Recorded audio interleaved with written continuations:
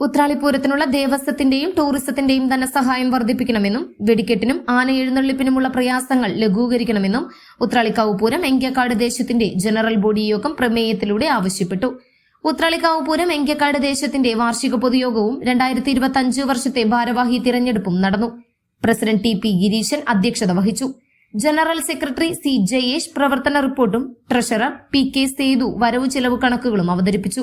43,91,551 രൂപ വരവും 39,60,070 രൂപ ചെലവും 4,11,487 രൂപ നീക്കിയിരുപ്പുമുള്ള കണക്കാണ് അവതരിപ്പിച്ചത്.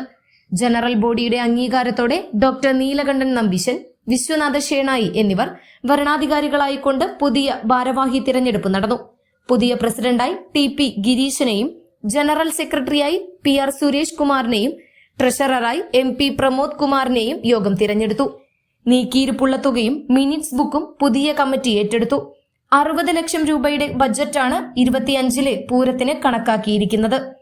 പൊതുയോഗത്തിൽ ദേശത്തിന്റെ വിവിധയിടങ്ങളിൽ നിന്നായി 130 പേർ പങ്കെടുത്തു.